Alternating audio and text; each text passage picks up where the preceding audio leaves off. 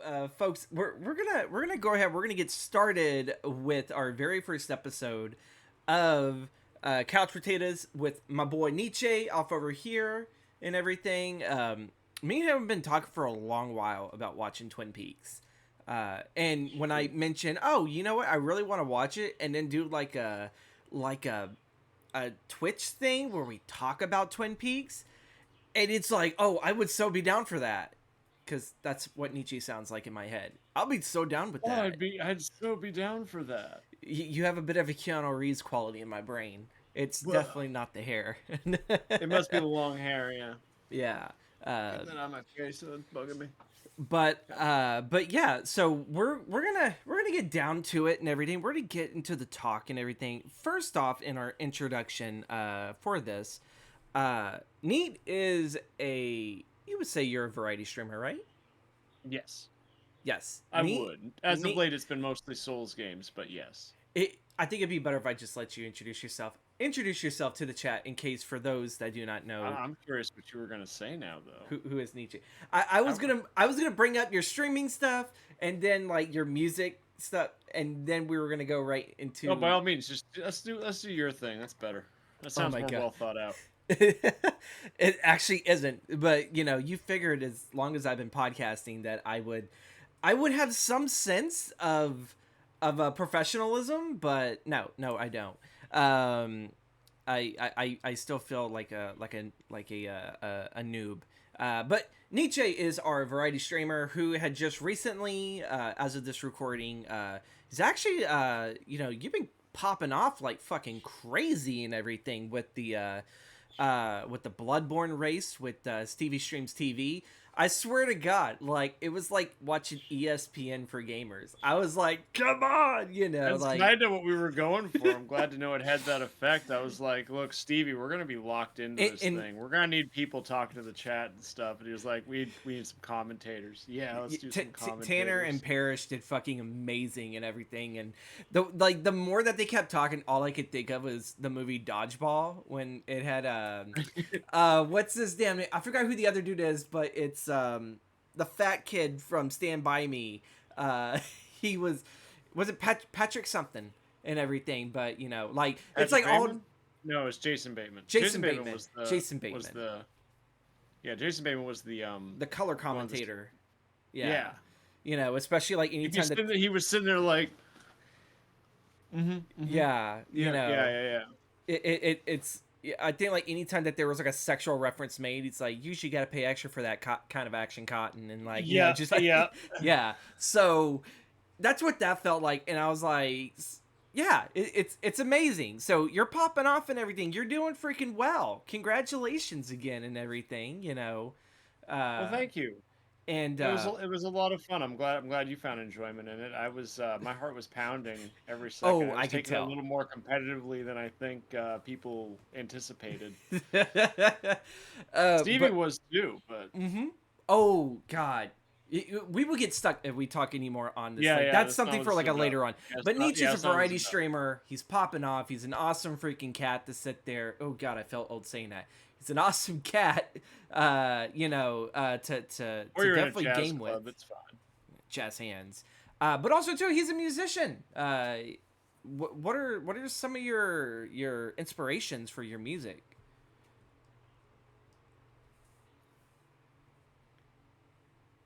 That's a loaded question. We'll be here all day again, but just to name off the most recent ones, I'd have to say Sisters of Mercy, Depeche Mode, Nine Inch Nails is a hard influence, like just steadily. Trent Reznor kind of pumps out something new and weird every like 4 years, so it's like I feel like I've really grew up with that. Like as it gets more mature, I'm getting more mature, like older, so it's really interesting to grow with the music. So I stick with that. But You're those are top three right now. you're not the edgy musician that Reznor was in '96. Well, he was like, what was it, 92? He was 26. He was pushing into his 30s in 96. Oh, was he? I kept thinking he was far Yeah. younger. Well, in 90, I think it was 92, he released the Broken EP, and one of the lines in the song Last is, oh no, in Wish is 26 years on my way to hell. And he was 26 years old when he made Ah, the EP. So you can kind of gauge from there. So I would say no. okay. Not the edgy musician from 96, no. And yes, this Nietzsche is. Where can they hear the music? I know you're on Spotify. Yeah, I've I'm had. on Spotify. I'm doing kind of a rebrand with it because I'm on right now. The music's under a name that was done with a friend of mine, and he's no longer making music with me. So it's like I like the name, but probably gonna just go for my name Niall Blythe. But it's found under Recessive Synthesis on Spotify. There he goes, guys. Fucking go check it out and everything. He does an awesome fucking cover of White Wedding. Like to me, that was like whenever I discovered That was a popular one. you were plugging that, and like I'm sitting here, it's like, oh fuck yeah, it's like this is something I can get down to. Hell yeah, you know. Thank you. Adding more to the oldness of me. I'm coming out with all the fucking tropes today. So tell us, Neat, because you were definitely really wanting to sit there and do this. So you have a very strong relationship with Twin Peaks. Where did that begin?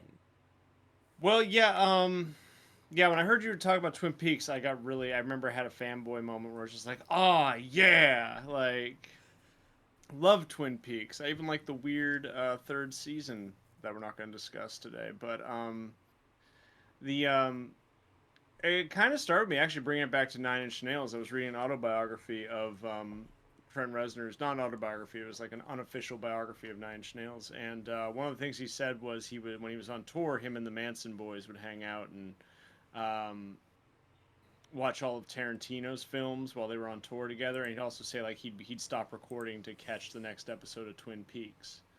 And so that kind of made me stick. Okay, so that's probably a cool show, and I thought about it. Never watched it, and it just kind of stayed as this lingering thing. Like, what is Twin Peaks? And then I found out he was like the producer for because the song "The Perfect Drug" was only found on the Lost Highway soundtrack, which is another David Lynch film. Yeah, And so I got the soundtrack, and then I was like, well, I want to see the movie because this soundtrack's really weird and kind of all over the place. And that was my first interaction or first absorption of David Lynch's material was Lost Highway, and I was fascinated by it. I really liked the surrealism, the weirdness. I was uncomfortable the entire time, and I really just loved how it was shot.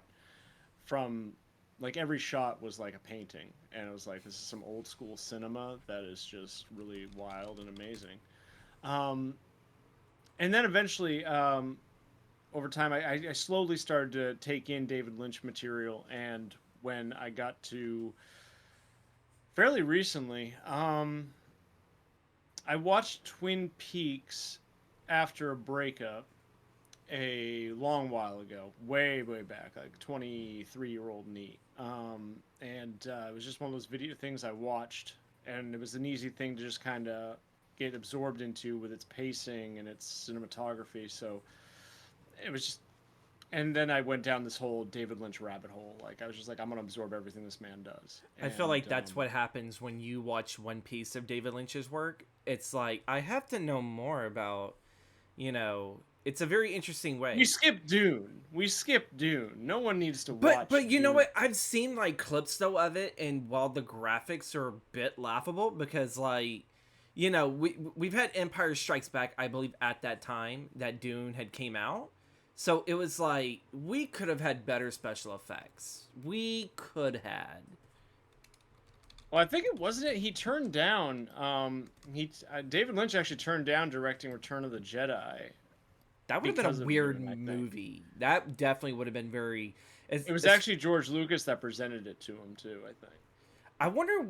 Maybe it had been the Elephant Man. I was about to say, what film could he have done previously that would have gotten that? It I was like, after Dune.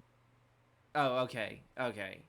But it's kind of funny because our parallels of how we fall for David Lynch, like yours is through Trent Reznor and everything. Mine was completely through Eraserhead as a filmmaker. It was like Mm-hmm. the Was kind of a go-to. yeah, that kind of felt like that's like it's a rite of passage for most filmmakers of when you watch like certain filmmakers' works like Akira Kurosawa, you would watch maybe Seven Samurai or Rashomon. You know, David Lynch, it's generally Eraserhead. I think I do remember at an early age I consumed a little bit of The Elephant Man. That's probably really the only David Lynch film my mother watched. and everything, and Mm-hmm. she probably cared for it because I tried to get her to watch Eraserhead. She's like, it's too weird. I was like, is it? You watch Bollywood films, and those can be pretty out the damn window too. And she's like, well, those make better sense than David Lynch's stuff. So I was like, okay, I give you, I give you that much. So moving forward, past Mm-hmm. your relationship with how you came into Twin Peaks, we definitely got to talk about the creators of Twin Peaks. We already kind of came in here when we talk about like our David Lynch stuff. Right. So Mark Frost, do you know exactly what Mark Frost has done? He assisted with the writing of the show. But I mean like career wise and everything. No, I'm not. I wasn't too familiar with him. So Because reasons being was this was Twin Peaks was David Lynch's baby, but mhm. I wasn't much of a Mark Frost fan. Well, I ended up doing some digging on like who this guy is because I'm like, who the hell is Mark Frost? It's like we always hear about David Lynch. I was like, Yeah, that's true. who the fuck is Mark Frost? And Well, I'd apparently love he for you was to a tell me television about Mark he Frost. was a television writer. I am losing my thought on what was the show that he did that I think essentially got the attention of David Lynch when they were working together and they decided to Mm-hmm. work, because their whole idea of Twin Peaks was David Lynch just had the thought of the Laura Palmer in a bag washed up on the river, and that's what Mm-hmm. started it and everything. And so I was like, okay, well then where does Mark come in? And he did like a police procedural drama, which was kind of like a first of its kind for television, if I believe so. Mm-hmm. At least in the way that what Twin Peaks was going to evolve into. But this man had done the script to the 2004 or 5, I believe, Fantastic Four movie. That's what Mark is mostly known for outside of Twin Peaks. Which to me, it's like, oh, okay, so I've at least touched somewhere in my childhood with both of these creators, and everything, Mm-hmm. and then I think he helped with the story of Rise of the Silver Surfer. The less said about that one, the better. Even though the Silver Surfer looked great, it was just the story just sucked ass. Um, Yeah. so that's just like a little bit of like. Do you have anything Okay. to add to David Lynch? Uh, I mean, I have a lot that we could go into if we want to talk about the man himself, David Lynch. I knew he was an art student, and he took a liking. He studied under a painter, and he spent many nights. It was actually being an art student that he found his love for coffee. The way he described his life was the painter's life was it was painting. There was painting, coffee, and sometimes girls. And so you paint the character as this man as someone who's very about his passion, and his paintings are just beautifully, fantastically, horrifically weird. Mm-hmm. Uh, like you see things like sculptures or some weird thing in like his cinema that is like in a dream sequence or something, like a little gremlin man that doesn't look like a man, but it's like a mound of flesh thing, like the Eraserhead baby. That's something that Mm-hmm. would have been in his paintings. And then eventually he just found a camera and he started to go to school and was like, "Oh, let's do film and stuff." And he started just messing around with like film in a very artistic way. He had his wife at the time starring him, where she was like just like the Yeah. alphabet ones, extremely horrific. Like you look at, there's so much like influence from like Japanese horror elements to it. It was visceral. It was weird. You didn't understand it, but you walked away harrowed and like It kind of like mortified. meshes in the afternoon kind of weirdness to it. it it made you walking away feeling something, which was something the visceral, which is something that actually I think is missed in a lot of modern horror Yeah. cinema, is the visceralness of it, the really like gut clenching, like what's gonna happen? Oh God, I'm on the edge of my seat. What is this? Like this, the fear of the unknown, because that's really what essentially fear is. Like we enjoy the slasher movies for sure, but to me that's not horror. It's a slasher film. Horror to me would be the slow build, the ambience, the building of tension for a very slow burn until finally you're left in like you still don't know what that thing was, but Yeah. everybody's dead. You know, like I what had was it? that with Skinamarink when I watched that. Like, I know a lot of people bitch at that film because they're like, you could barely see anything in there. It was because the majority of the film all took place in a living room. Your main characters were children that could barely really articulate language, Yeah. and it was like a dream sequence, and the only light that you got in there was from the television, and so the TV was strategically placed so where the camera kind of had it, you always saw some type of weird light aura. And so when I think about that, I was like, oh, so there are some people out there that kind of still make that, and it's a very art house kind of, film to go into. And we're not really going to jump deep into a film talk because this is supposed to be a bit more of a TV talk. So I am going to ask the big magical question to Nietzsche. What is Twin Peaks? From the scope of season 1. I was gonna say because I was about to say you really want to know. We're only covering season 1. So what is Twin Peaks for season 1? What are people going to get into walking into the first season? It's another loaded question. I mean, what is Twin Peaks? It's a small town in the upper end of Oregon or Washington, the topmost state, the one that shares a border with Canada. I think that's Oregon. That's Oregon because Washington and then Oregon. Yeah. And it's a murder mystery. Young girl, celebrity of the town, essentially. The star pupil, the perfect being, is washed ashore, dead, wrapped in plastic. Which is where, if you guys have heard the meme, there is a meme going around of an audio of just wrapped in plastic. It's from this show. It's been sampled in many, many songs. Combi Christ did it. Literally, the song's called God Wrapped in Plastic, and he's just saying, wrapped in plastic. Which, by the way, that actor is the same guy who played Eraserhead. Oh, okay. I thought he looked familiar. He's a constant David Lynch actor. He died, unfortunately, at like 50 something.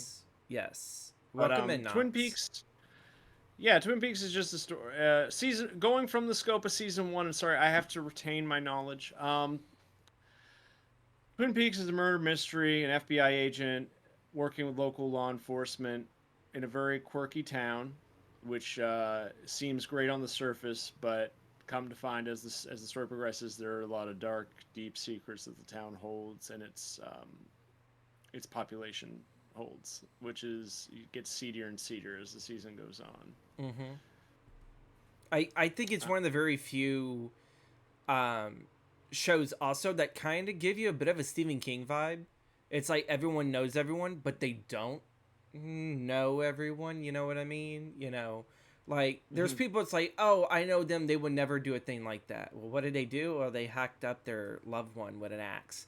It's like, oh, they never would have done that. You kind of get that from Twin Peaks, and it feels like something from, like, a Needful Things or a Salem's Lot. Like, those kind of early King and then King on Coke King, like... Yeah, I was going to say, rewatching it, I was like, man. Because, again, I've watched other seasons and been like 25 years made such a difference with the third season, so I was being like, oh, I was feeling all this empathy for certain characters, and I went back and watched the first season for this, and I was like, people are kind of trash, aren't you? Oh, yeah. people are kind of seedy. Yeah. One of the things too that I really found interesting about this was, for television, how cinematic it was. I think that's what made it really great. I think that's what really made it pop off at the time, was like quality. It was like on ABC. Yeah, I will kind of mention, like, it kind of loses that quality with season 2, but I think probably one of the strongest reasons why I'll probably go back to season 1 a lot is because of the production, the composition, setup, everything. It felt like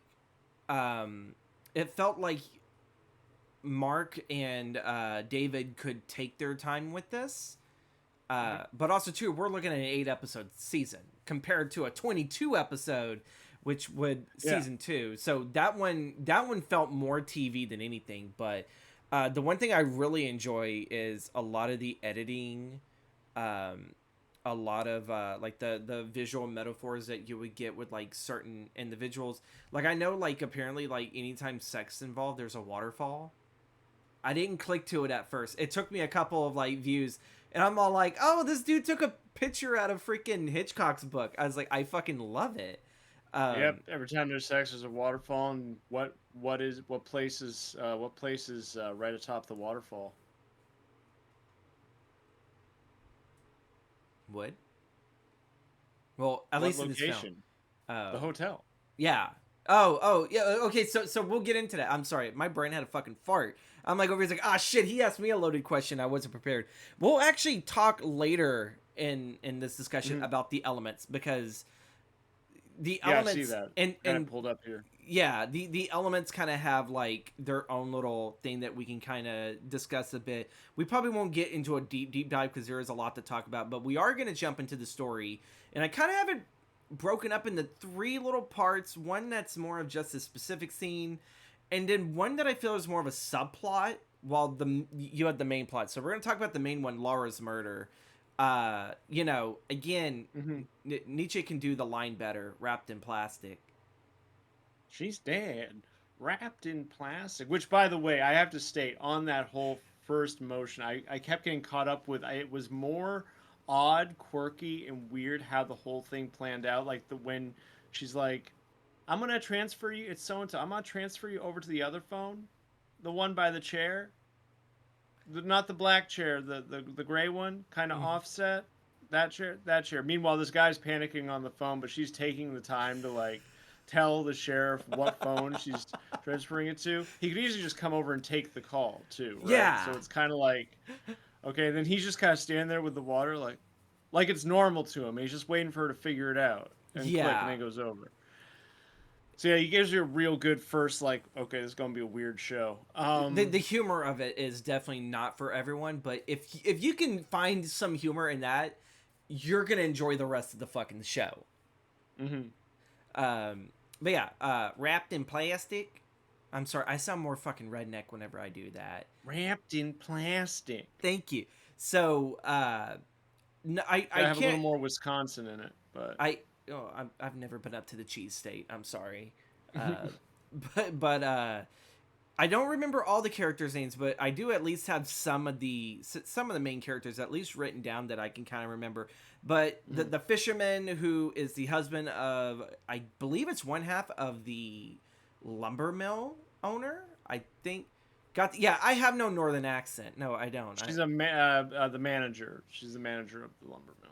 So he, like, after they get into a fight, he goes out there, he's gonna go fishing, and then he finds Laura out there wrapped in plastic, and Mhm. then it starts breaking down, which I find is a very interesting and a very bold way that this series like just develops its town. That the whole first episode, which again is like an hour and a half, it's like a movie all Mhm. in itself, and the majority of the movie is all people mourning over her.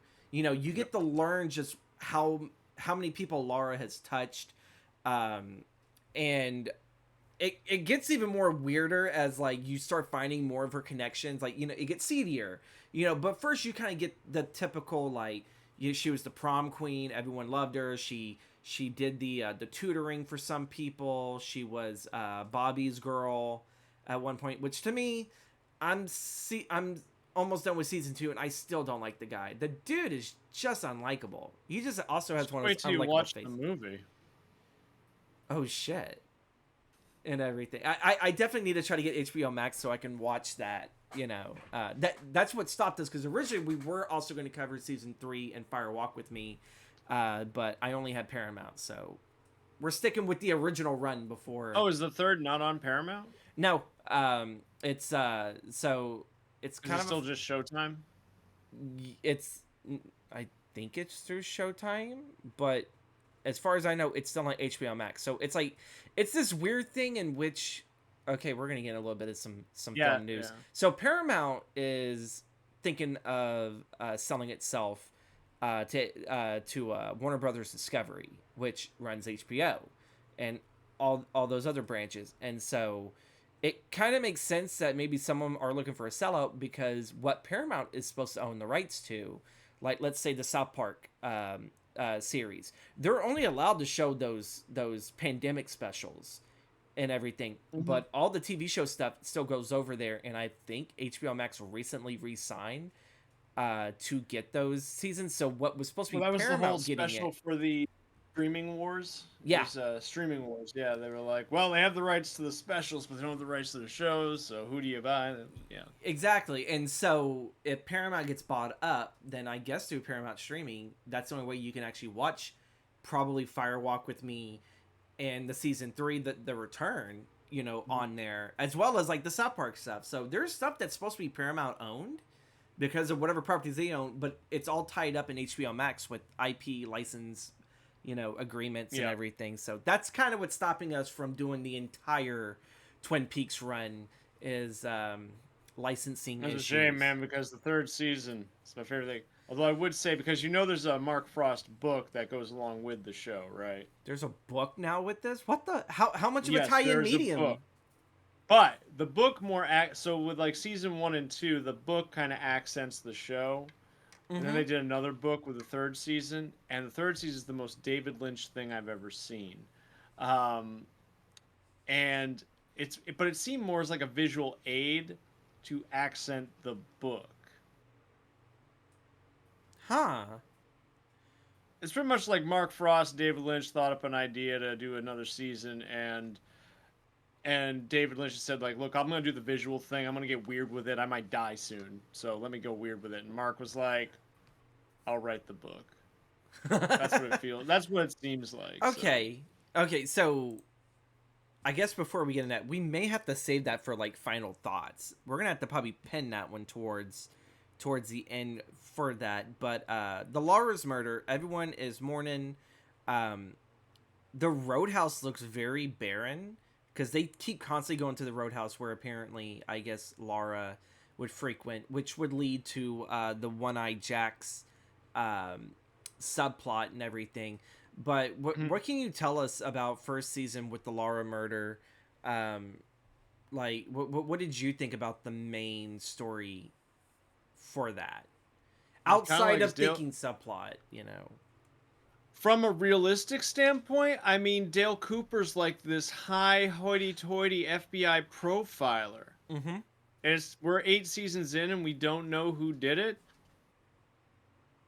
That's what I'm thinking from like the outside looking in. Knowing what I know, kind of like, okay, it's gonna pop off. But from season 1, I would say as far as the murder goes, I mean, the story does a really great job at bouncing around of who done it, right? In a very subtle way. Like it's a natural way. It's not jumping at you like, oh no, this person. Then wait, it was this person. No, it's like, well, maybe it was this person.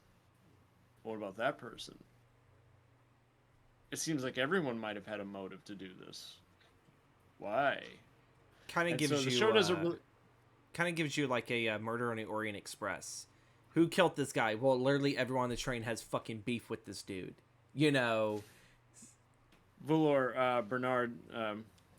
Bernard just said Dale Cooper solved the crime years ago. He just stayed for the coffee and pancakes. Is it the pancakes though, or is it the pie? He seems to love the pie. Yeah. They got a cherry pie that'll kill you.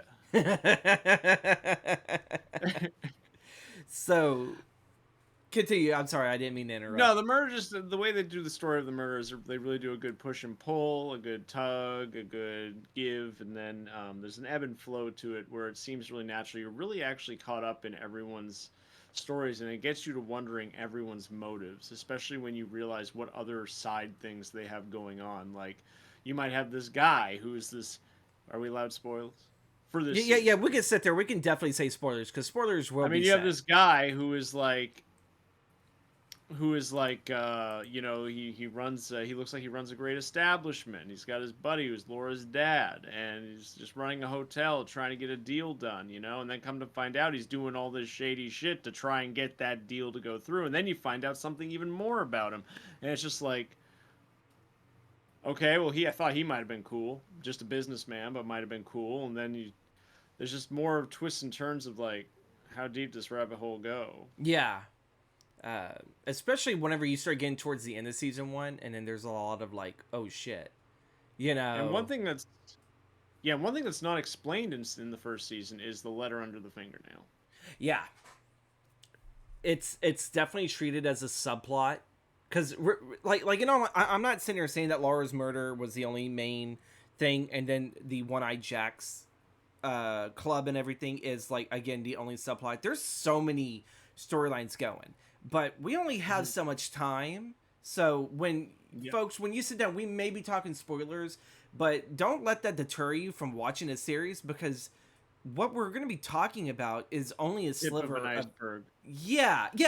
I know. I looked at watched your an thing, and iceberg I looked at your list. We said to me, and you're like, "Let me know if there's anything we need to add or take away." And I'm like, "Well, I wouldn't take away much. We're not covering a whole lot."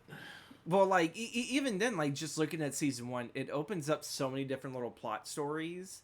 Like, I still think we won't get into it, but I still think the Nadine storyline, from what was shown in season 1 and then going in season 2, it's like, what the fuck is going on here?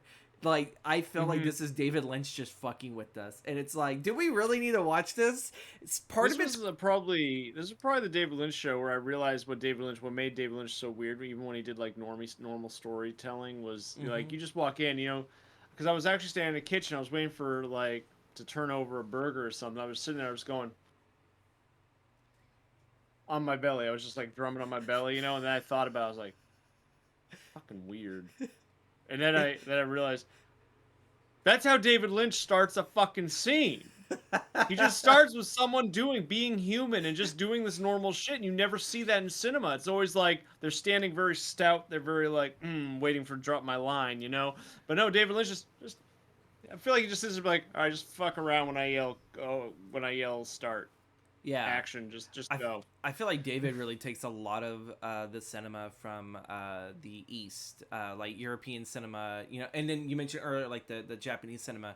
He takes a lot of like those different cultures and how they would interpret stuff, and he kind of puts it through his brain, as well as with the American cinema, and what comes out is David Lynch. I feel like he has a really nice, like, he knows when to do certain, tipping of the hat and everything to certain things. And there are things it's like, I think I've seen that in a French movie before. It's almost like he picks a trope for a character. And these tropes like, he'll pick a trope for a character that's clearly Americana, and then he'll pick a trope that's clearly French, and then he'll pick a trope that's clearly, like, Japanese, and you're like...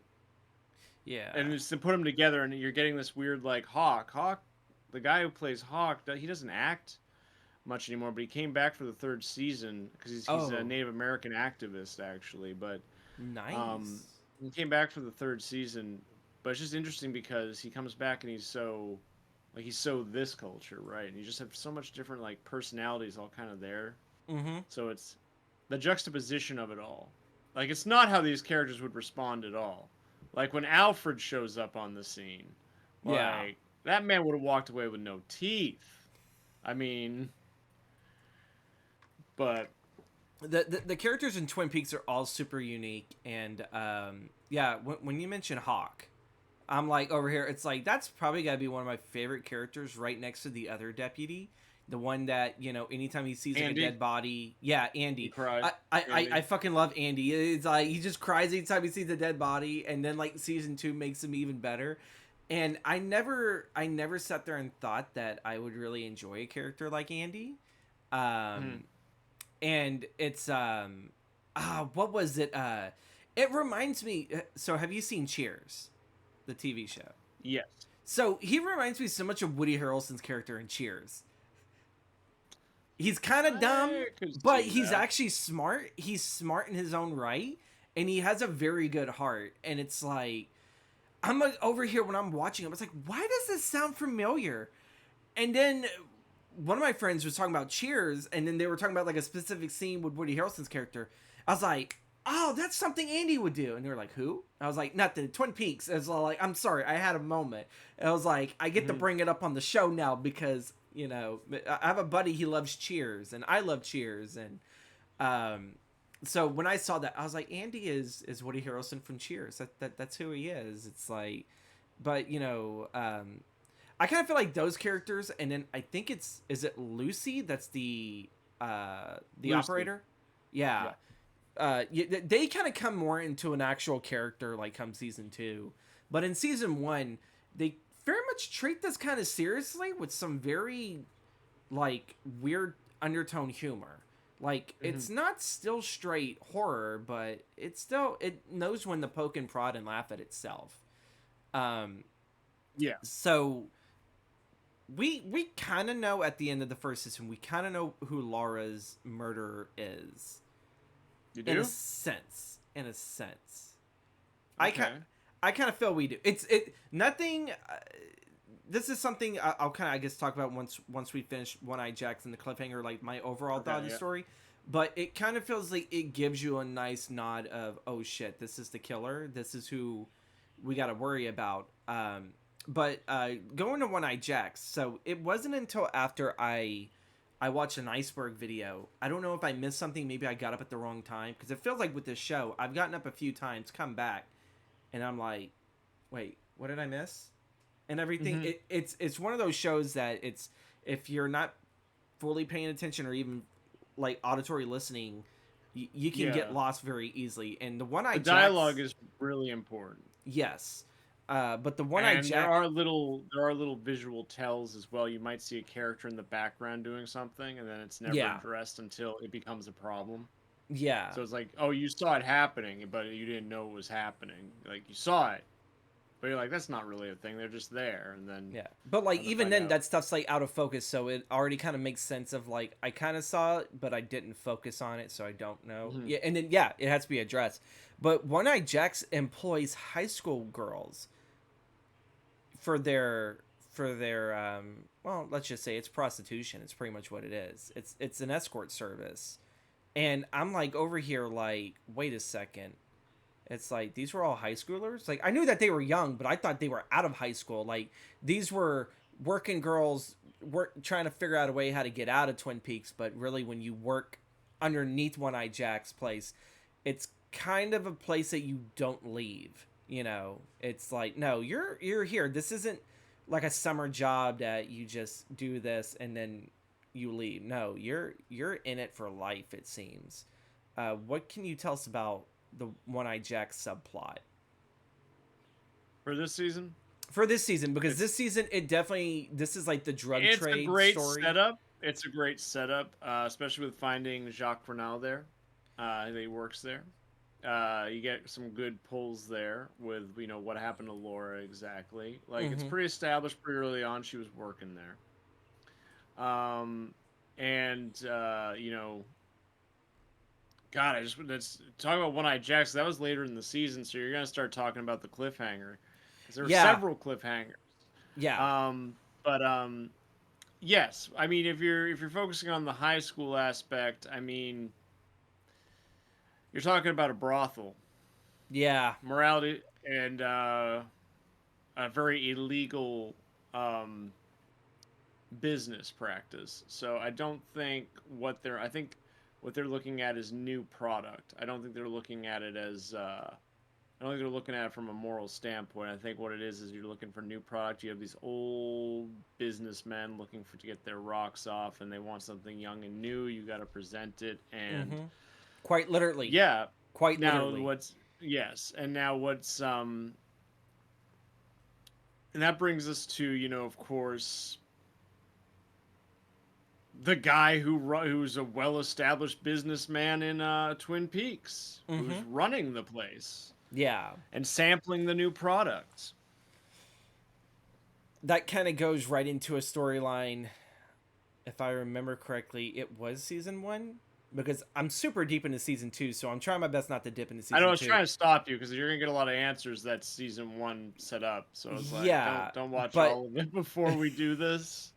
I want to fuck with you a little bit, please. but his daughter in One Eye Jacks, and he doesn't know it.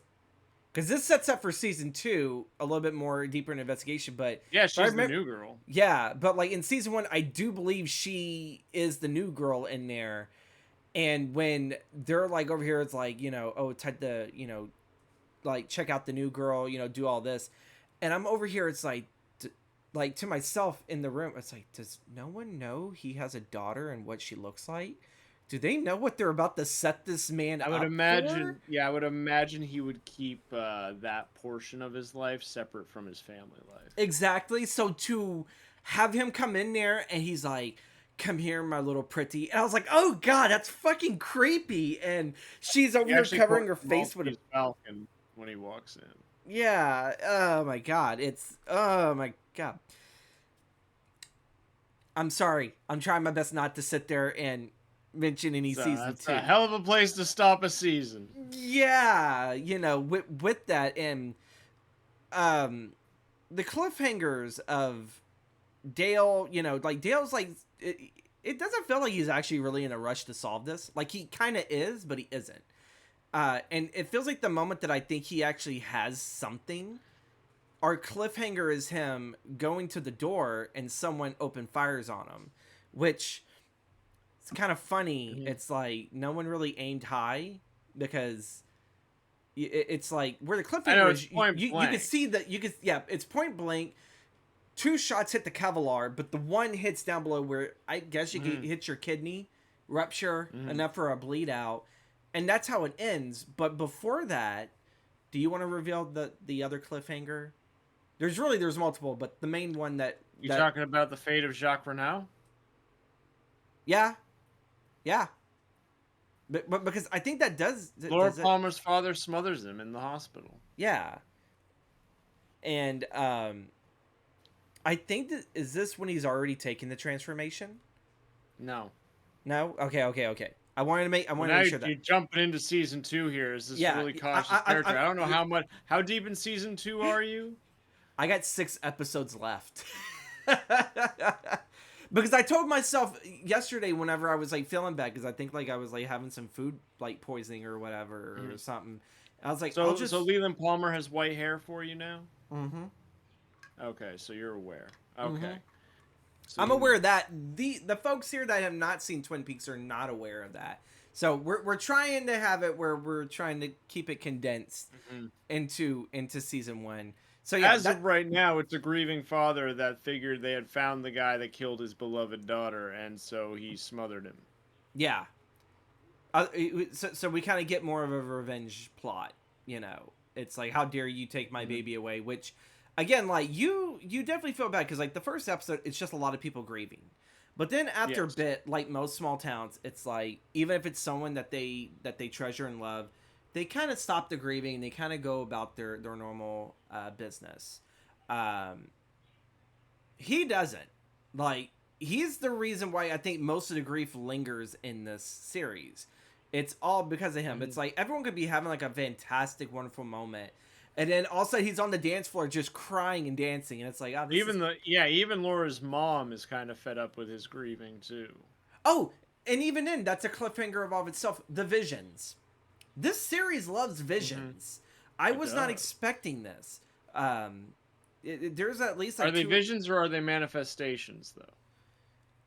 To me they feel like they're visions, but I would think Because she has the vision of Bob, yes. and he's just there, Yeah. and he realizes she sees him. Yeah. So he's there in the room with everybody. He's lurking, eating up the grief. Yeah. Which is kind of like, I guess for folks, I guess that they're having a tough time with this killer. Is it Killer Bob? I think that's what they refer to. Like Bob is his name, but I think it's like Killer Bob is like I think like what the fandom referred to as because I think there's like another Bob or something like I don't know. It's kind of weird, but that's David Lynch. Like you're not really gonna fully understand everything, Mhm. not at least at first view. You know, I kind of feel like Yeah. maybe I should have this past day instead of staying in the editing bay. I should have just quickly binge watched all of season 1 again. But yeah, no, she has this vision or this manifestation of seeing it and of what is this assailant, Mhm. uh and it's definitely I'm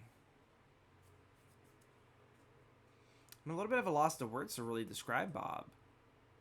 He's sick. Well, for season 1, we don't know. We don't know Yeah. what Bob Yeah. is. Yeah, all we know it's, oh, what the hell is this weird thing? I get a bit of like Poltergeist 2 vibes.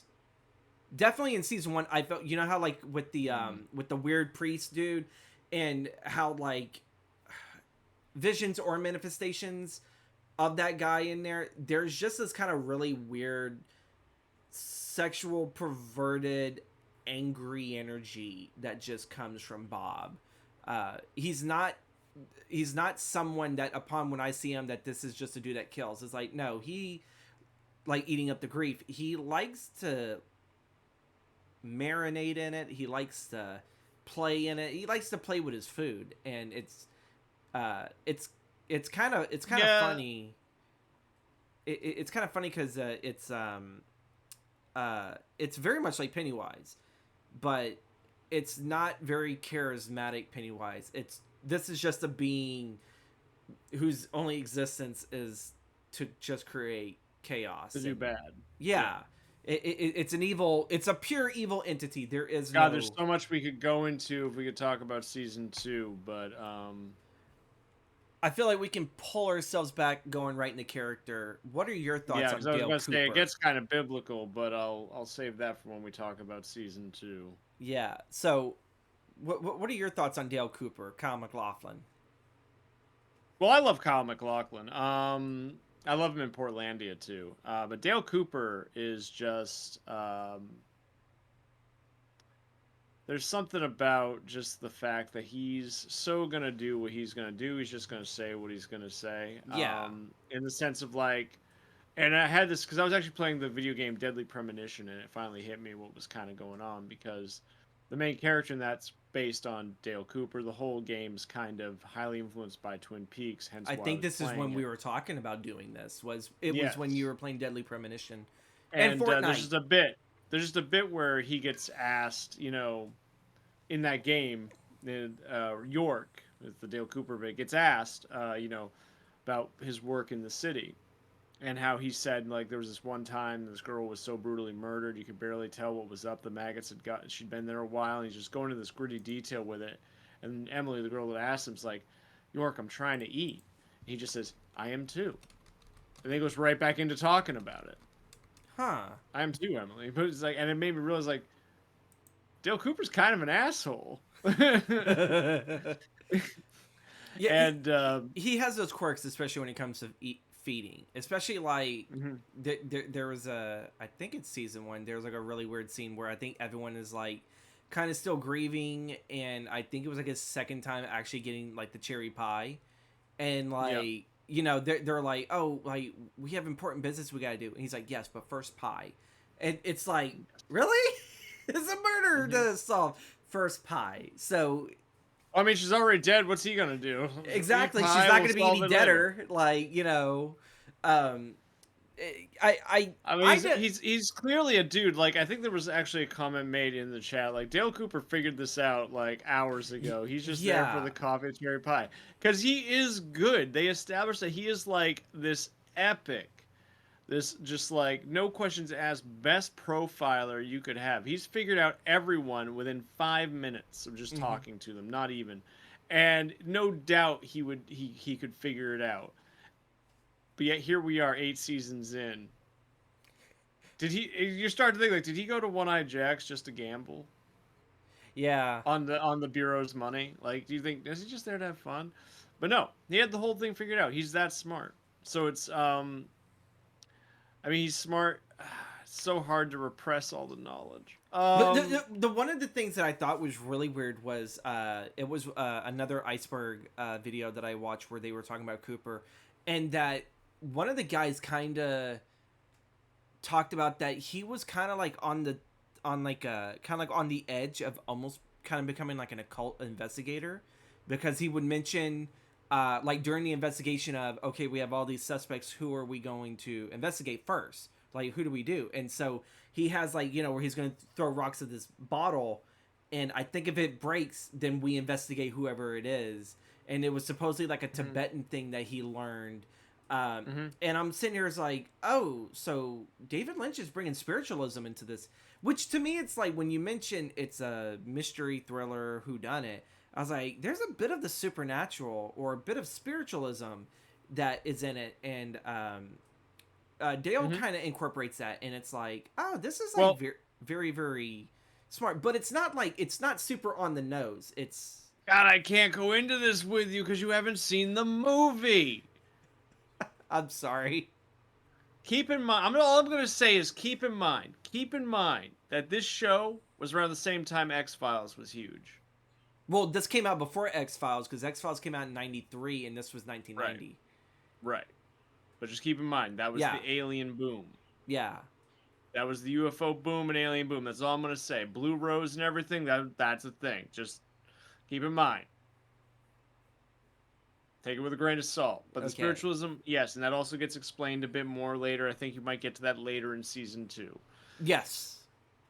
Because But there's quite a lot for season 2. I feel like season 2 we may be on a little bit longer, mostly just because for one it's like it's almost we can three just talk times. about. We can just at this point talk about what was good about it, what was terrible about it for season 2. We can go on like, well, here's where the studio stepped in, Yeah, yeah. and here's where the original plot was. You definitely feel that. You definitely feel that. But we don't want to I guess like jump the gun too soon in case if we do miss something in this analysis discussion. But Dale is I do love it when he's ordering breakfast. I want those hard.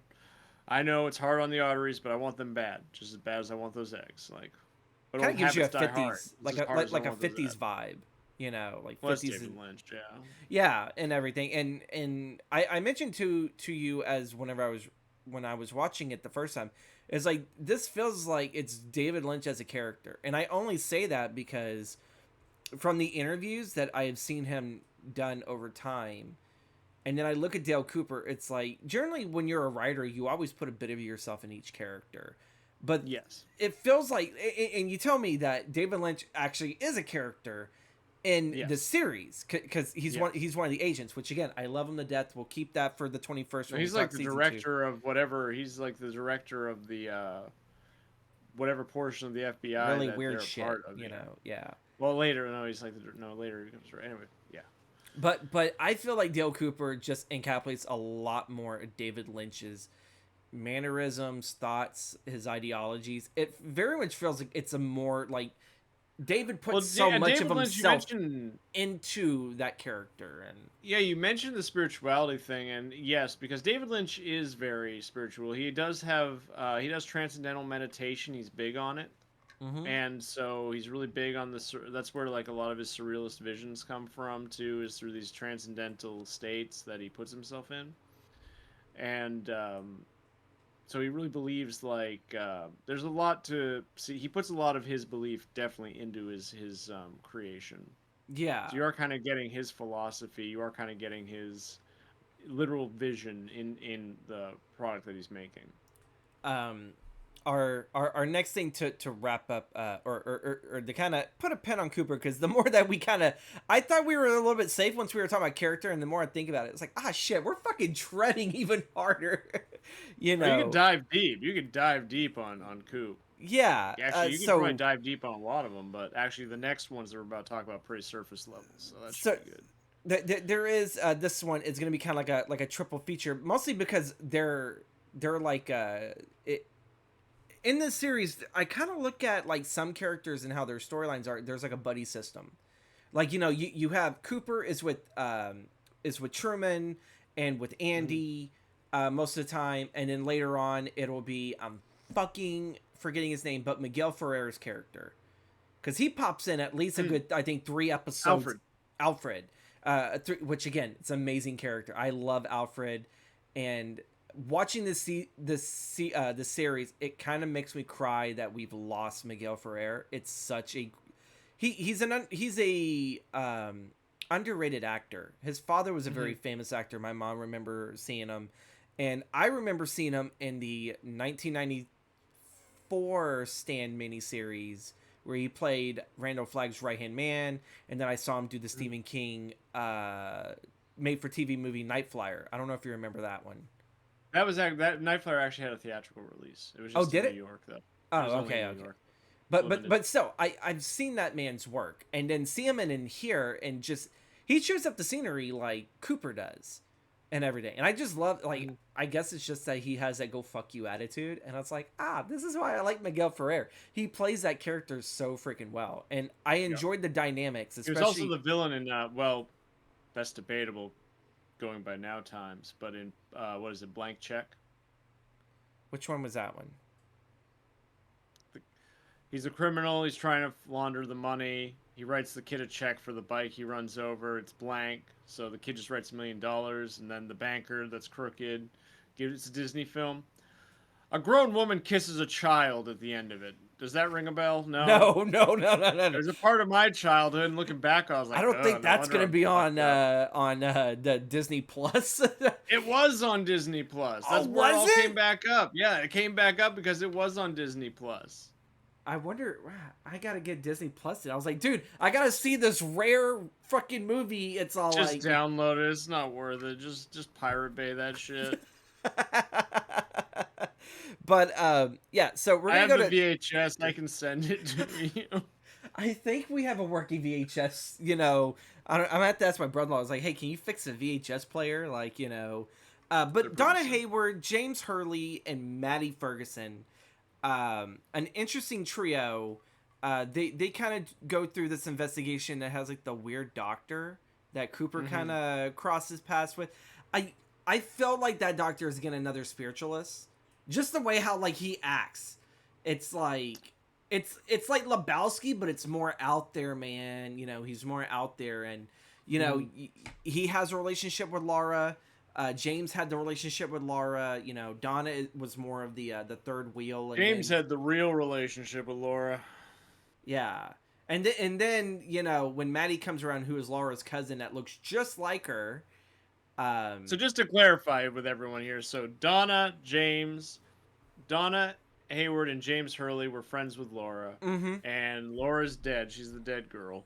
And they're all shook up. They end up, making out in the woods, all scared and shit. And then they're just like, "Oh my god, it was a mistake, but I want to make that mistake again," kind of situation. And then that's literal dialogue, by the way. That's almost verbatim. I don't want it to be a mistake. Oh, James.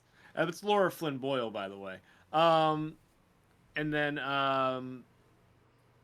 they start to develop this. They start to develop this romance, and then Maddie shows up, who is Laura's cousin, who looks just like Laura but with a southern accent and black raven hair. Yeah. And that confuses the hell out of James. And then there's this whole love triangle thing that they're trying to insinuate is going to happen in season 2. Season 1, I mean, sorry. Ugh. And so Just You isn't in season 1, right? I didn't like block that from my mind. Which one? Right? Just You and I.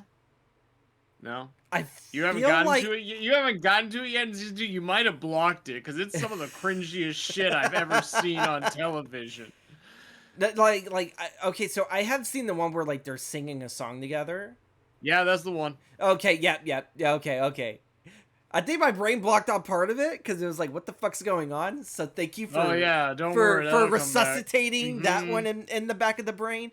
But like, I just gotta say that because it triggered it. But I thought I was done with that scene. I thought I never had to hear that song again or see that scene again. I'm watching the fucking season 3 25 years later, and they always do like a musical number at the end of every episode at the Roadhouse, and they're like, "The Roadhouse is pleased to present." I'm like, "Oh, who's it gonna be this time?" It's like James Hurley, and I'm just like, "No, no, just you." It's like, fuck. I was actually digging James like in this season. He's not that bad of a guy. He kind of gives off a bit of like the actual movie The Outsiders. It felt like David Lynch just watched that, and it's like, I want to mix Ponyboy with what the hell was the other one? Because Ponyboy was Ralph Macchio, and then it was Christian Slater, I believe. Yeah, it's been a while since I've seen that one. Was Christian Slater in The Outsiders? I believe so. Matt Dillon one. Wasn't Matt Dillon in The Outsiders? Matt Dillon was in it, but he was not the one in the. He was like kind of one of the brothers, but he was like a background character, because I think Emilio Estevez was in it. I'm trying to remember who technically played like the big brother. Actually, it was all like a member of the Brat Pack and some of like the later members that like Rob Lowe, and I think Kevin Bacon played one of the preps in it. It's either that I'm getting that one mixed up with the Animal House film, but either way, I feel like James Hurley is like an amalgamation of like those boys from The Outsider, and it's like, I could dig this, and it's like, is he? huge David Lynchian trope. Like you just read that 50s vibe from it, Yeah. right? That 50s vibe of just like but he doesn't have slick back hair, right? He's got that big old Frankenstein look anyway. Yeah, yeah. Like it's not like greaser slick back, like like he just keeps the No, comb he's on. got It's that like biker, he's got that guy yeah, like I only know the open road kind of attitude, yeah, like and I definitely like how he develops as a character come season 2. I think he had some really good development, but in this one, kind of played that sad like that hurt lover, and then he does this thing he's with really good at Donna. pouting. Yeah, He's really good at he's a good pouting. powder. He's a Sad puppy boy. but like at My the same time. girlfriend, my girlfriend who I seen on the side now dead. Ooh woo. But like at the same time, watching like when he collides with Bobby, it's like, dude, just kill the guy. Just fucking do it. It's like kill him. It's like James, you could do it, and you could possibly get away with it. You know.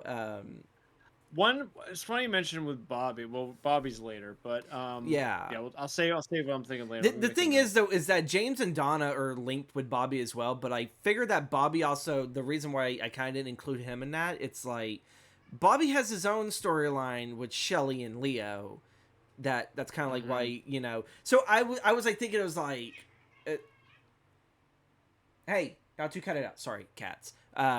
So it was kind of I guess we could skip Leland and go right into Bobby and them afterwards because it seems like it's so easy because Bobby just goes around and pisses every social circle off.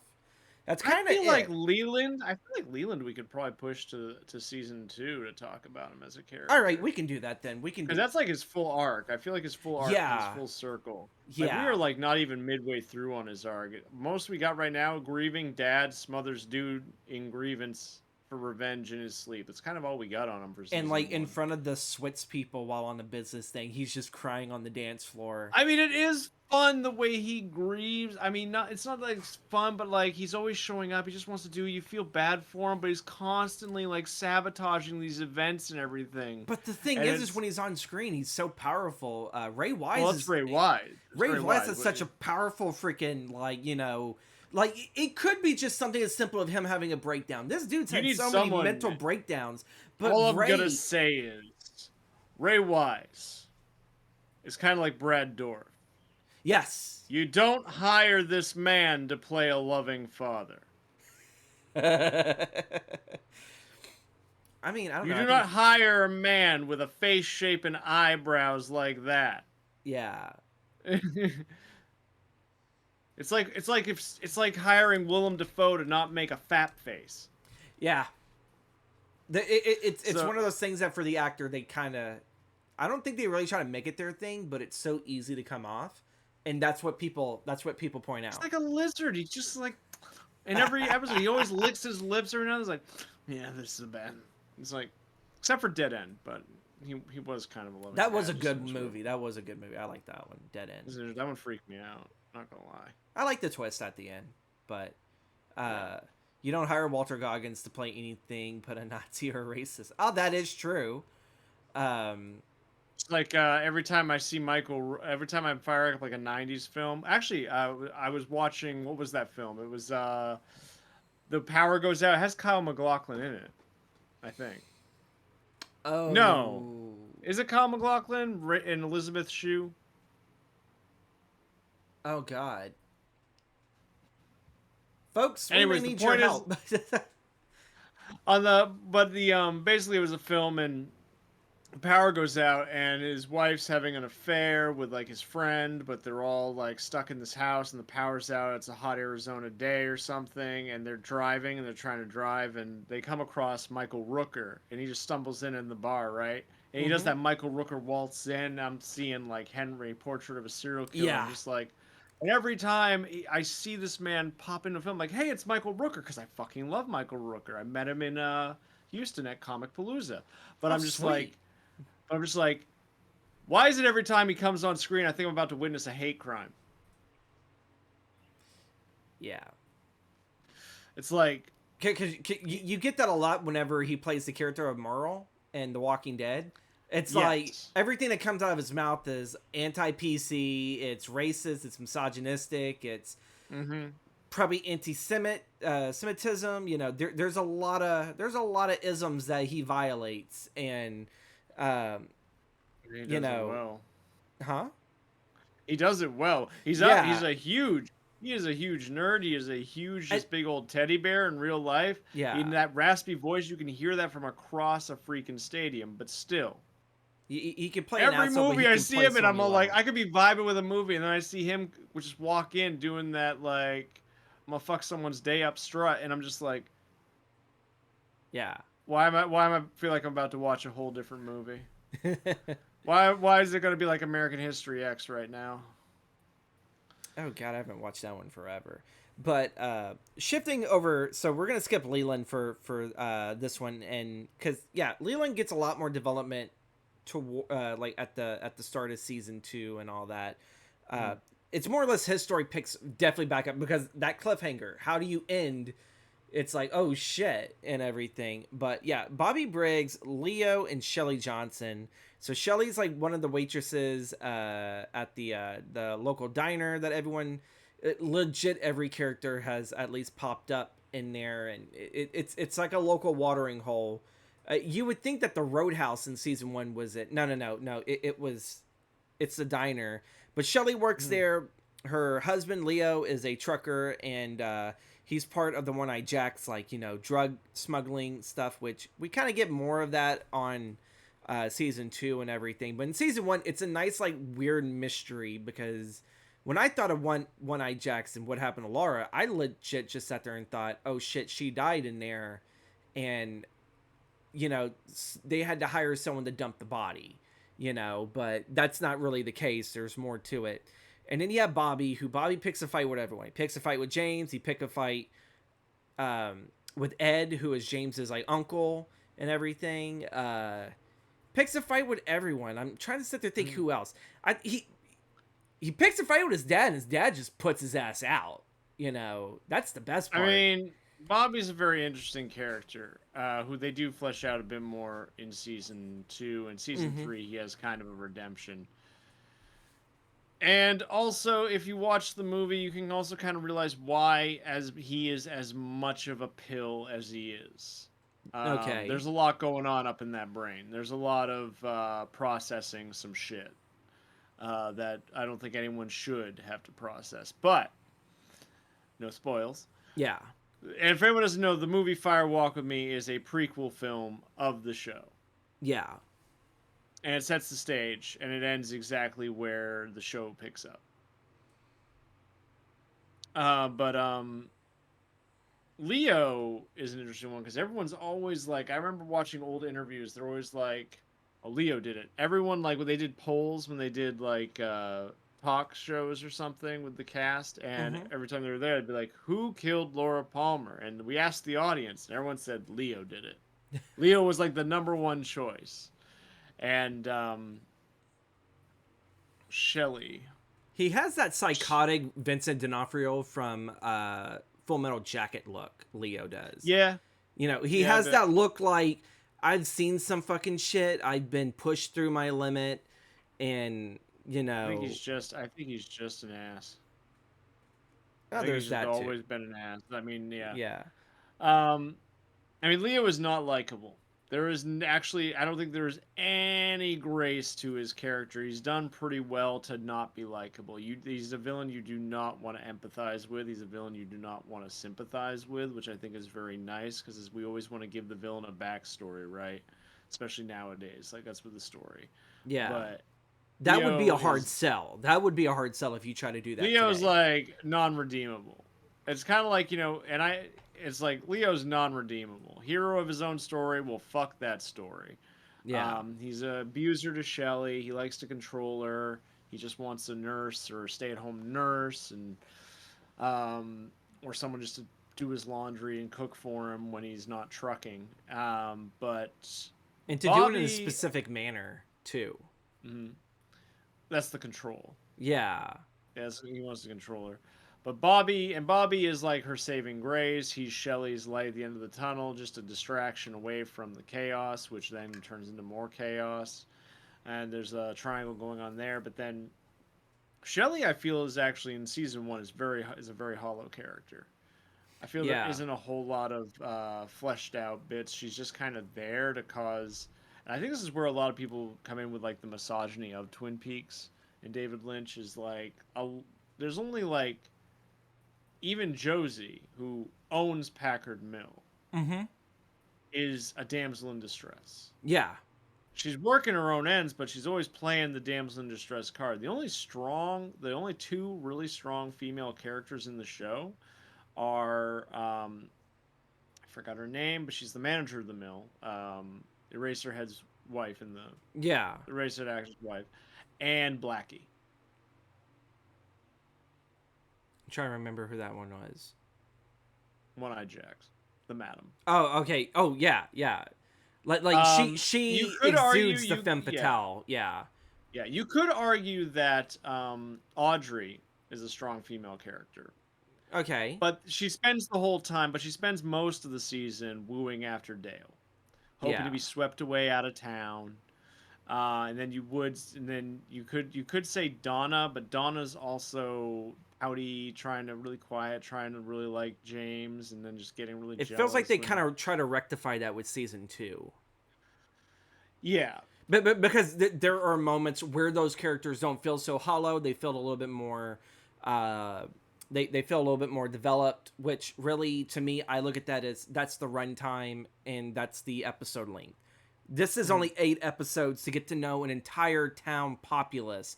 That's kind of difficult. There's going to be people that are going to get left on the wayside. It's like, "Oh, that's them. They do that." Nadine. You know? Nadine, I would consider a strong female character, but not Nadine. Sorry, the other one, the one that that owns the diner. Yeah, I was about to say, I was like, Nadine's like fucking mental. Like, she's like over here Yeah, crying not for yeah, anything not for Ed to Nadine. stay home. And Yeah, yeah, the diner owner chick. Yeah, yes, because she's a strong character. because her husband gets out of jail, and that's one of the big things that pops in too. That's connected to the One Eye Jacks, and then it kind of it hits collide whenever he kind of becomes he becomes an ingredient in the melting pot of what happens towards the end of Bobby, Leo, and Shelley in season 1 when Leo just absolutely goes batshit crazy and Bobby's trying to save Shelley, and that kind of becomes a very repetitive thing in season 2 as well. But yeah. But no, I would say the trio with Bobby Briggs, Leo, and Shelley, that gets kind of that's got some quirky humor to it in the second season, I think. Ends on a bit of a dark note in the first season. Kind of actually joyful. Like, sure, Leo gets shot through a window right as he's about to axe Bobby. Yeah. Shelley gets saved. But, yeah. There's like a lot, like whenever it starts wrapping up to that final episode of the season, and, we get Leland suffocating Jacques and Dale gets shot and Leo gets shot right when it's like, ah, shit, Bobby's gonna finally get it. This is the one fucking situation he should not have gotten his ass into. And then bam, shot right through the window. If I remember right, it was Audrey's husband and everything. Well, Audrey's the girl that was in love with Dale Cooper, who's a high school student. That okay. I'm getting. This is what I mean by I probably Yes, should have wrote down every fucking character's name. Yes, the diner owners. The diner owner husband, where he's there, but I think then it's also nope, that's season 2. Shit, I gotta shut up. But either way, it's like it's one of those weird things of this is already supposed to be set up as a bad guy too, but maybe not to the limits of what Leo is as a bad guy. But it's the fact that he came there. Leo's just a dog chasing tires. Yeah. This guy knows what he's doing. Yeah, the husband's a lot more smarter. He's getting everything done the way that he needs it done, wants it done, and it has to be done. And that will tie into one of season 2's mini villains, which I think Michael Parks supposedly popped up in the first season, but I don't recall that. I don't think he shows up. His character doesn't show up until season 2, if I remember right. He's the one that works with the brothel owner and One-Eye I know Jacks he and shows everything. up season 2. Yeah, Yeah, yeah, but in like season 2. I think it was more or less. I think they mentioned his character by name, that he was more of a overlooming presence, but his Hmm. presence didn't come until then. So it already kind of felt like when with the convict husband there, that was setting up something far grander um, in the end. Which again, I like it because the end of the season, everything just kind of collided, and I definitely like the end of where it's like, oh shit, that's how Leo died, and I'm over here. It's like it's kind of odd to really kill a guy, just shoot him in the fucking sternum. That's it. They didn't aim for the heart, but they didn't aim for the head neither. It was just that sternum shot, Yeah. and it's kind of like the same thing with Dale. It's like 2 shots in the sternum and then 1 in the gut, and that's it. And I'm like, is there something to this? Well, I think with Leo, you just got to think this dude was moving. He's a Yeah, big dude. Just hit him, put him down. He'll yeah. bleed out. But see, that's the thing too, because he got shot in the arm by Shelly when Shelly finally had enough, and this is Yeah. kind of where he went and disappeared. This is like maybe a little bit past the midway point for season 1, where Yeah.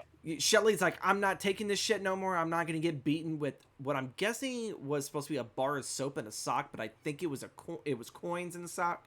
That's how he was gonna do I it think he to her did it and with a everything. bar of soap. Yeah, and I and think he did it and with she soap. Yeah. she shot him, and then in like classic '80s fashion, like when it comes to any abuser that got shot, but it wasn't like a non-lethal, but it was it was a shock to him, and then you have that weird scream, and I was like, why have I heard this before? And then I think of there's an older film from the '50s called Night of the Hunter, where I Hmm. don't know if you've seen that movie. Um, No. it's a old black and white Gothic noir Okay. film. I would advise. I think it's still on Tubi to watch, but Robert Mitchum's character, who is trying to kill these 2 kids so he can find out where this money is. He comes up to this old woman who the actress is a famed silent film star. And he thought he was going to get a hold of these children. And when she finally shot him with the shotgun, which wasn't really a lethal shot that would kill him, but it hurt him, and you just Hmm. hear this loud scream that sounded like a wounded animal. It's like, Hmm. oh, this big tough dude isn't all that tough, because he ran Yeah. away and everything. So that was kind of like Leo's thing. He got shot, and I wondered if Lynch kind of borrowed that, and in some of like the past of how they handled abusers like that, and the moment that you had that turn of power, and then they Yeah. I think just it run away was. like a frightened animal. Yeah. I think it's more to really show like he is just an animal. Yeah, He's just a dog chasing tires. He's and just that statement, he's an animal, really does become a huge statement for his character in season 2, yes. with him becoming an animal. I like Shelly. I think Shelly's good. Yeah, there's not like a whole lot to her, but I think the reason why I like Shelly now is because of season 2. um, Bobby, most of the damn time I just want to sit there and see the kid get the shit beat out of I him. was just really frustrated when he's waving the gun around, talking to Shelly. She's sitting on his lap, and he's all like pointing it back and forth. He's literally pointing at her like he has no trigger control. His fingers just on the triggers the entire time. So what Shelly's gonna bang? Oh, like I'm just waiting. Yeah, Like that gun's gonna go off. Then he's using it to like undress her, run it down. Just like this fucking high school kid's gonna shoot this bitch, and it's gonna be all over him. yeah. Um, so I guess we can move on for like real quick, because we're almost appearing. Oh, we've already passed the 1 hour mark. The elements of Twin Peaks: Oh, speaking of water. that, one thing I wanted to say was when you were saying how everyone had like a pairing, you Yeah, did notice the usage of green and red, right? somewhat yes. Because when Okay. I saw it on the bigger screen, because part of the time I would watch it on the PC was I always looked at the Twin Peaks logo as it was red in the middle, but it had the Hmm. green outline. So those were like the 2 same color schemes that would pop up. But yesterday when I watched it, it looked more like a brownish color to it. But what are your thoughts Well, on the pairing red and green? ladies were wearing green sweaters and boys were wearing red jackets for the high school, and every scene has something red and green in it. I love that There's a mise en pairing and scène. a dichotomy. Nice, great eye. Thank you. I mean, like, But as what much is as it in true Lynch yeah, fashion? What does it mean? what does it mean? I feel like I have I no know. I idea. figured Up and you go. have no I don't idea. know. There's trees and there's fire. Fire But walk but with me. so that's something we are going to talk later. But yeah, the elements: water, wood, fire. I understood it's a lumber mill town, you know. Yes. And then of course fire always has like a meaning of destruction, rebirth, you know. And there is Mhm. destruction towards the end when the mill catches on fire. Um, Yes. and then you have water, which water has always been like a sign of healing or freedom. And so with Sarah Palmer, you know, being found, she was freed from whatever was attacking her and everything, even though technically she was dead. So my question is, what the fuck is with all the wood reference? The fucking wood lady, the woodlog lady, high cutthroat. That gets What? cleared up. Well, that gets cleared up in season 2. Okay, but like, there's so much The log reference lady and who sign of says wood. that actually is mythology that the spirits would be in the trees.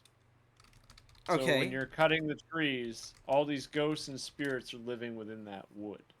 okay, What it's setting up for you and thinking about is if she has this, which is her husband, I believe, is who it's in the yeah, because log that he she used to work there and then he died in a fire, and so she had been, you the know, fire released him and he's now within the wood.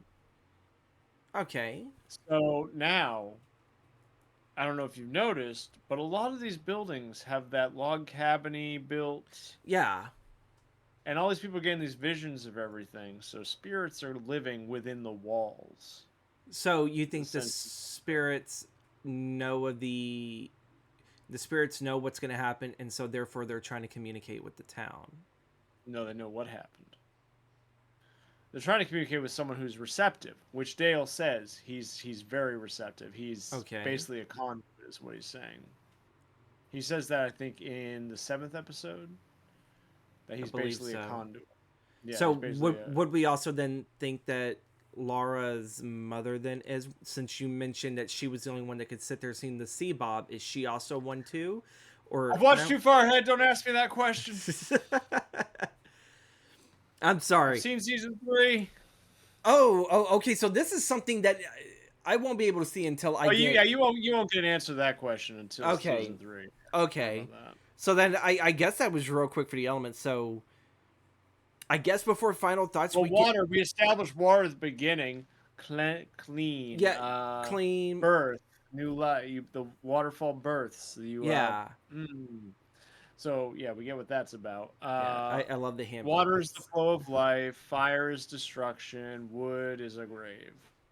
Okay, okay. So I tried to come up with numerous questions for this in our final thoughts segment, but for a rapid fire question, Damn, we're at th- final thoughts already. All right. I know, right? So will we stop Laura's killer in season 2? We figured that we'll probably figure out who her killer technically is, but will we stop Laura's killer in season 2? Do you believe that? No? All right. Will the mystery of the phrase "fire walk with me" be explained in the next season? No. Because I remember that popped up only a few times, and then it was kind of dropped for a bit, and I think it was picked up in season 2. But it seemed to be "fire walk with me," and it's like, The magician longs to see. is that like another part of the phrase? That's the poem. Yeah, it's Oh, Mike recites it. Mike recites it in Dale's vision. When he's talking about Bob. My okay. name is Mike. His name is Bob, and he recites the that he cut off his arm. Which, by the way, the arm is the little person in Dale's dream. Yeah, because so I actually wanted to talk about that one for season 2 because it's something You wanted super. me to tease you for season 2, but you've already seen half of it. I know, but I mean for the people who haven't, because the thing is, it's like when I saw that, I didn't understand that scene at first, but then once I finally figured out going deeper in here, I was like, that was so smart. I like that idea of what they done, and that it's so weird. It's a weird scene in which you have this little person that, you know, is sitting there at the chair, and you know, you look at what's supposed to be Laura, which to me was supposed to be Maddie as a metaphor, you know, someone that looked like Laura and everything. I know I could possibly be wrong, but again, we're trying not to. But then when he gets him, he starts doing the dance stuff, and he just starts dancing. And then she goes and she whispers. She gets up, she whispers in Cooper's ear. And then when I kind of got like, you know, to where I was in season 2 to understand it, I was like, that is so smart. That is got to be probably one of the best foreshadowing things I've ever seen, where Cooper dreams this, and of course it's like what Bernard mentioned. It's like he already had known who the killer was out right there, and you know that just for us as the viewers, I was like, oh, I'm pretty sure a bunch of people, hopefully a bunch of people like finally clicked what that dream meant. But other than that, watching that as by itself, I was like, okay, this is gotta be the most weirdest artistic expression of what I've always been clueless when it comes to stuff in movies where like if they did something that was like a dance interpretation that actually tells a story, that I do not I don't click to it, you know. I'm not that smart, you know. So to me, and when people describe it, I was like, I never would have gotten that. It never would have clicked. But Well, I know a bit more of that dream sequence because, again, of season 3.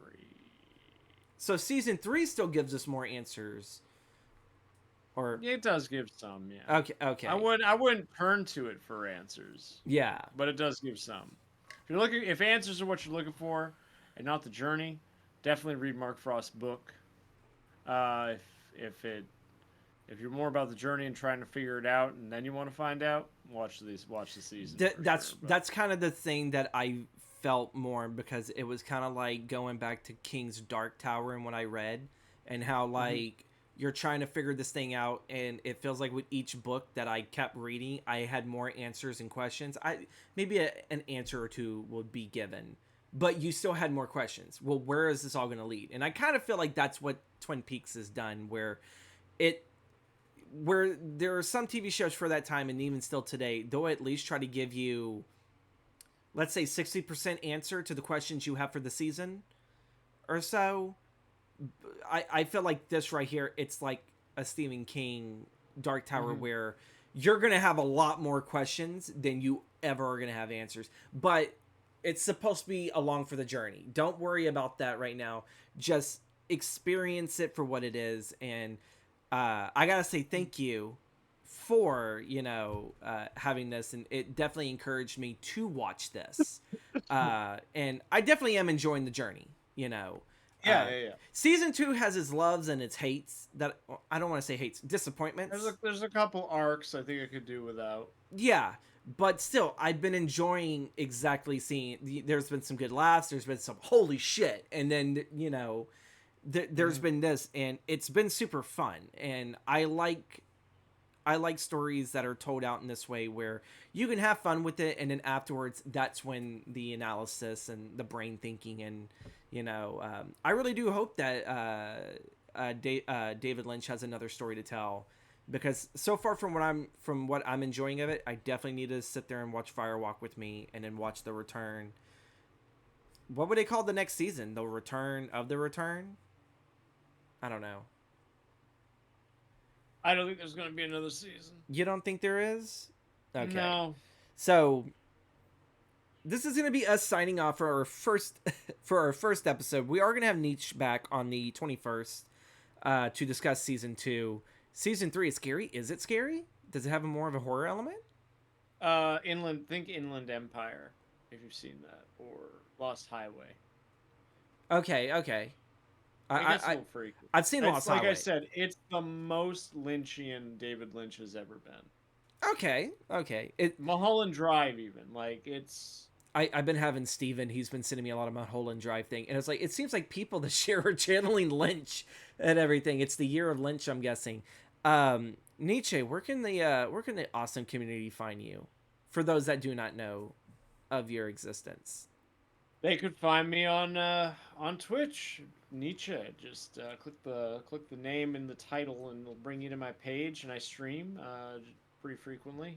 I follow a pretty tight schedule. And if not, you can also join the Discord as well. We do have a film portion of that as well, but you can find me pretty much anywhere. in people's chats. I do a lot of lurking and hanging out and watching.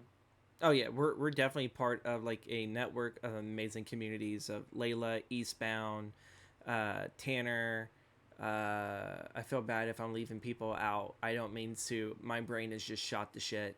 But Knox, and everything. We even got overlap over in the Knox's community. Folks, you can find me as the Gothic Storyteller on most of the social platforms except for Twitter.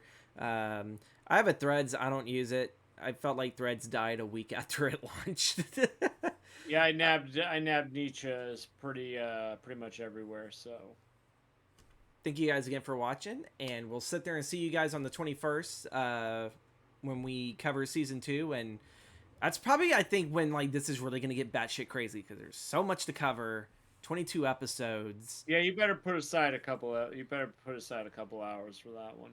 Yeah, because it's like I think what first episode is an hour and a half, like the first season did, and then everything else is about 43 minutes long, which is your standard. It's your standard 1 hour procedure and everything. But yeah, thank you guys again so much, and we'll catch you guys all later.